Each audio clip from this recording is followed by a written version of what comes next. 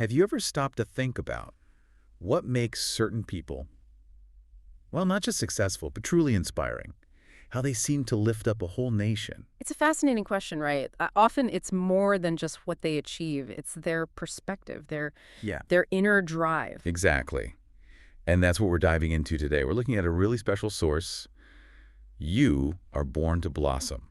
Take My Journey Beyond. Came out in 2008. Yeah, and this isn't your standard book. It's this amazing collaboration. You've got Dr. APJ Abdul Kalam, the scientist who became India's As president. president, President, yeah. and Arun Tiwari, a missile scientist who worked really closely with him. So you get these two perspectives intertwined. So what's the real core of it? What makes it feel different from, say, just a memoir? Well, it brilliantly weaves together Kalam's own life story with these really deep thoughts on education, on innovation, even spirituality. Hmm. And it's all built around this powerful idea, this vision he had for India as a knowledge society. It's very holistic, personal growth, societal growth, all connected. Okay, so our mission here is to pull out the key insights, the real gems from this source. It's kind of a shortcut for you, the listener, to grasp these big ideas about personal fulfillment and, well, how that connects to building a better society. And right at the center of it all, Kalam uses this metaphor. It's simple, but really powerful. Human life, he says, is like a tree. I found that really struck me too. It's not just flowery language, is it? Yeah? He uses it quite practically. Not at all. He breaks it down. The seed, the sapling, the flowering stage, each needs different kinds of care, different kinds of education. And the care part, who provides that? That's where teachers, parents, mentors come in. He calls them the soil and fertilizer.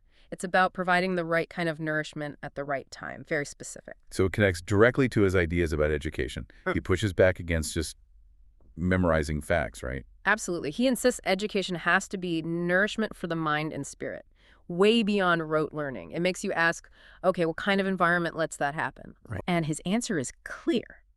You have to cultivate curiosity, not conformity. The goal that every seed, meaning every child, can really blossom into fullness. So nurturing curiosity leads to what he terms the blossoming mind. What does that look like? A blossoming mind for Kalam is one that's always asking questions. It's imaginative. It's free from just, following the usual path. Okay. And he offers this little trick almost. Instead of just asking why, challenge yourself, challenge kids to ask why not. Why not? That's a subtle shift, but it feels significant. How did that play out in his own life? You absolutely see it. His early fascination with flight, with space, it came from that questioning spirit. It wasn't just, how does this work? It was, why can't we do this? Or why not try that? That's the seed of innovation right there. And he connects this mindset, this blossoming mind, to both things: deep personal satisfaction and real tangible progress for the nation. It's got that dual impact. Exactly. And these individual blossoming minds, how do they connect up? How do they contribute? That's where technology comes in, particularly ICT, information and communication technology. The bridge. Yes, he saw it as this vital bridge, a way to link talented kids in rural areas, maybe remote areas, with modern learning, to make sure geography wasn't a barrier to potential. He had that big vision for schools too, didn't he?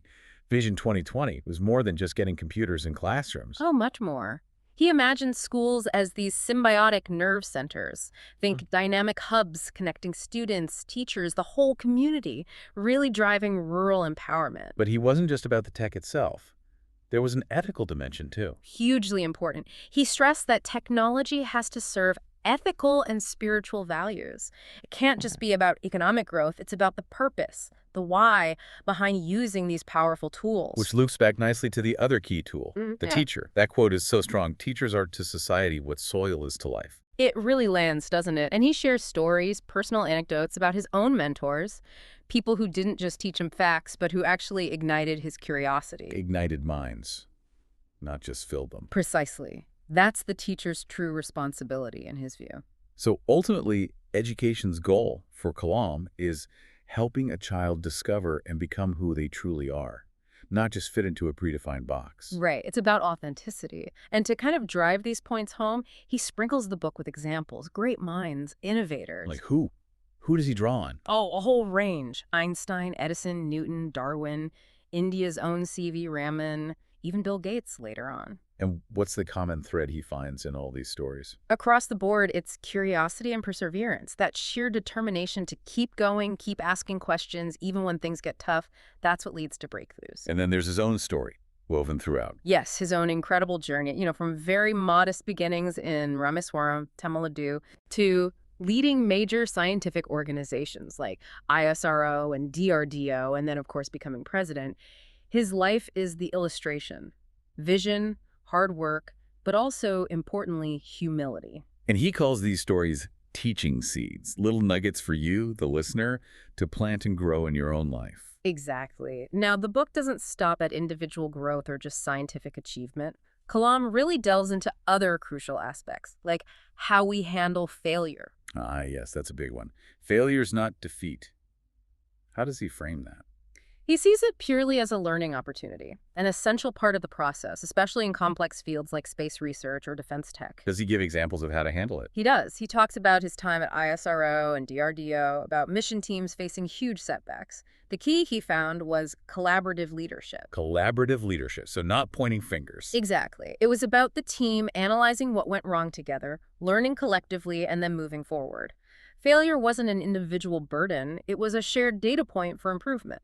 That connects to his broader idea about national greatness too, doesn't it? Absolutely. That powerful line. A nation is great not because a few are great, but because everyone is great. It's about inclusivity, about lifting everyone, not just celebrating a few stars. And alongside all this focus on achievement and resilience, there's a consistent thread of something deeper. Yes, definitely. Moral values, spiritual development, social responsibility. These aren't afterthoughts for Kalam. They're woven right into the fabric of a blossoming life and a strong nation. So intellectual growth needs a moral compass. Essential. He actually views education itself as fundamentally a spiritual journey. It's not complete without inner peace, without ethical clarity guiding those external achievements. Yeah, it all seems to build towards his big picture, that Vision 2020. It does. That was his national call to action, really. Empowering rural talent, using technology wisely in schools, building an economy driven by innovation, not just resources. And the idea of Atmanirbhar, self-reliance. That's central to it. He wasn't just talking about economic self-reliance, though that was part of it. It was also about creating citizens who were self-reliant in their thinking, ethically strong, contributing positively. It's striking how relevant that still feels, even though it was written back in 2008. Totally. The core messages, innovation, ethical tech, self-reliance, empowering youth, they're perhaps even more critical today. Almost prophetic in a way. So wrapping up, you are born to blossom. It's like an affirmation, isn't it? But also a challenge. It really is. It's telling you, the listener, about your own potential, but it's also inviting you to act on it. To recognize your talents, yes. And nurture them. And learn from others, find mentors, build community, and crucially, don't fear failure. See it as fuel. Keep learning, stay creative, hold on to your you. ethics, and work together. That seems to be the recipe for individuals and for the nation. That's the essence. Individual potential is the bedrock, but it blossoms fully when it contributes to the collective good.